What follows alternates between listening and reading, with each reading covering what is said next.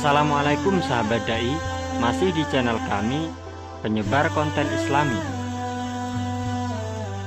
Hari ini kami akan mengupas biografi Imam Malik, imam besar madhab Maliki. Sebelum saya lanjut, silakan like dan subscribe channel kami. Nama lengkapnya adalah Abu Abdullah Muhammad ibnu Anas ibn Malik ibn Abi Amr. Beliau lahir pada tahun 93 Hijriah di Tanah Mulia Madinah, tepatnya pada masa Bani Umayyah. Dalam kitab Tahdzibul Asma wal Lughat, Imam Malik pernah belajar kepada 900 syekh. 300 dari golongan tabi'in dan sisanya adalah orang-orang yang beliau pilih. Berbicara tentang Imam Malik, kurang lengkap rasanya tanpa membahas Al-Muwatta, yaitu sebuah kitab kumpulan hadis Rasul yang tetap masyhur namanya hingga saat ini.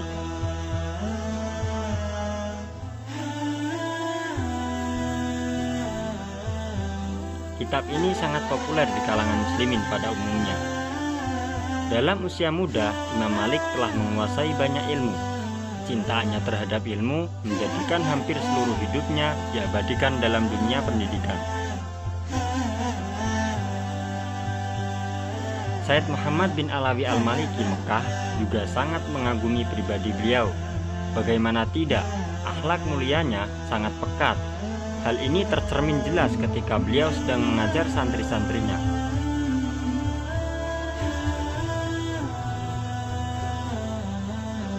Pernah suatu ketika saat beliau mengajar menyampaikan ilmu hadis, wajahnya memerah seakan menahan rasa sakit yang begitu dahsyat.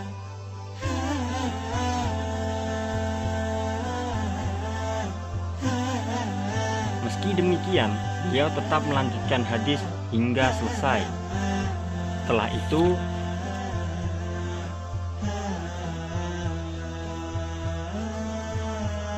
beliau berdiri dari tempat duduknya dan nampaklah segerombol kalajengking yang dari tadi menyengati beliau.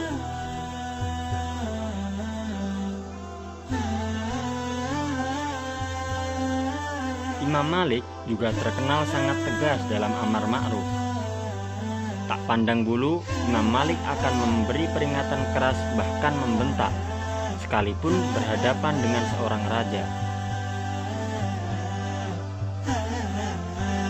Tuliskan dalam kitab Nihayatul Izzi wa Syaraf karangan Al-Habib Husain Al-Jufri, suatu ketika Khalifah Al-Mahdi ingin membongkar Ka'bah dan hendak membangunnya kembali.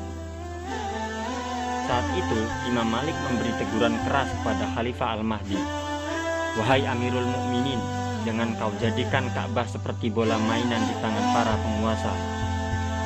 Saat ini Raja Fulan membongkarnya dan membangunnya kembali.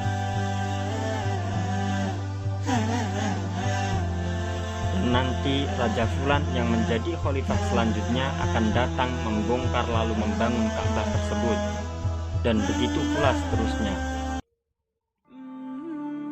Mendengar nasihat itu, Khalifah Al-Mahdi mentaati Imam Malik. Hal serupa juga pernah terjadi pada Khalifah Harun Ar-Rasyid.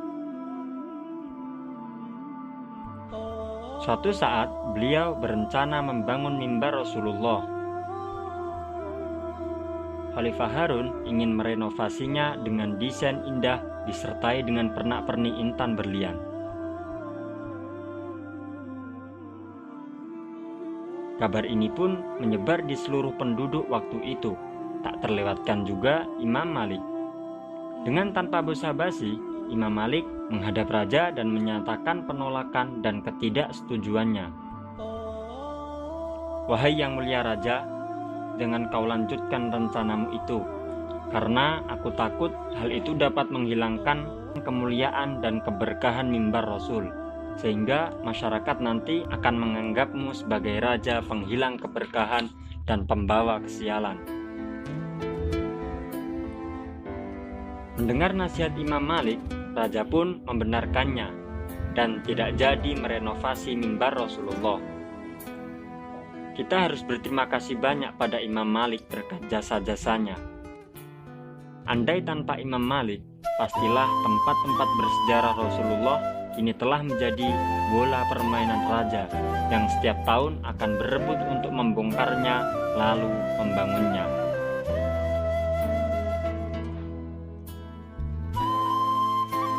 Masih seputar Imam Malik. Imam Malik dikenal sebagai imam yang berpakaian serba mewah, semerbak wangi dan berpakaian rapi. Karena menurut Imam Malik, kezuhudan itu ada di dada, bukan di pakaian. Selain dikenal dengan tegasnya, Imam Malik dikenal juga dengan penghormatannya terhadap ilmu hadis. Satu ketika, Al-Mahdi Muhammad, seorang khalifah pada masa itu, menginginkan kedua putranya, Abdullah Al-Ma'mun dan Muhammad Al-Amin, agar belajar ilmu hadis dan kitab Al-Muwatta secara langsung kepada pengarangnya, yaitu Al-Imam Malik bin Anas. Tentu saja beliau merespon baik dengan keinginan luhur sang khalifah. Namun ketika sang khalifah menginginkan agar Imam Malik yang datang ke istana untuk mengajari kedua putranya tersebut, maka disinilah tampak ketegasan Imam Malik dan pengagungannya yang tinggi terhadap ilmu, terutama ilmu hadis. Dengan tegas beliau berkata, "Wahai khalifah, seharusnya ilmu ini datangnya dari Anda. Jadi seharusnya Andalah manusia yang paling berhak menghormatinya.